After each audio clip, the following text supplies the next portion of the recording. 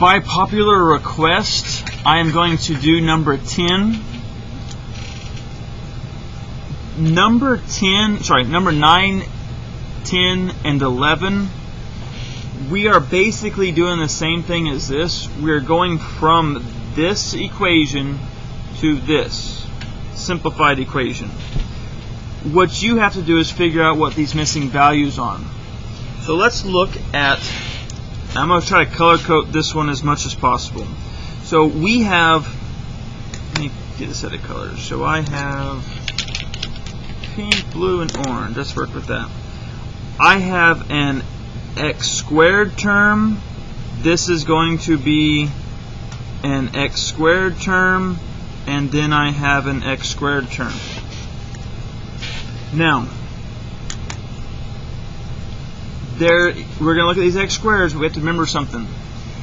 This negative in here has to be applied to this 2x squared, to this one, and to this one.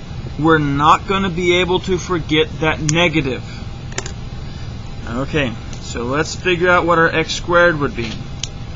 So we have to somehow get 7. Do we have any of our values? We have this one over here. We are going to subtract 2. That's what we have over here, minus 2x squared. What do I need to subtract 2 from to get 7? Well, if I just look at this equation, like this was x, I would add 2 to both sides, and this would be 9 minus 2 equals 7. So this would have to be a 9. Let's look at the x terms.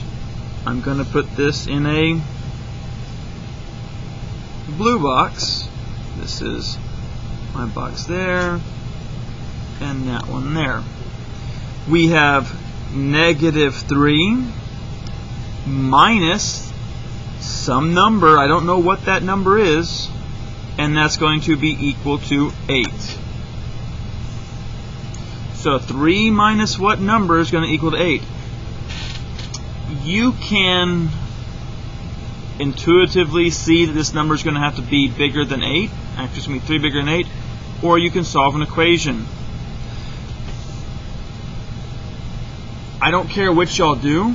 Y'all can see, like I said, if you can intuitively see that number has to be larger than 8, 3 larger than 8 actually, you can do that. Or we can set up as an equation.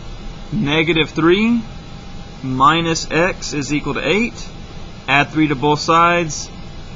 Negative x is equal to 8, 9, 10, 11. And then x equals negative 11. So this x has to be negative 11. If you want to test that, this is negative 3, and this would be the negative times the negative would be positive 11. When I combine negative 3 and 11, that's how I get my 8. And let's do the constant at the end.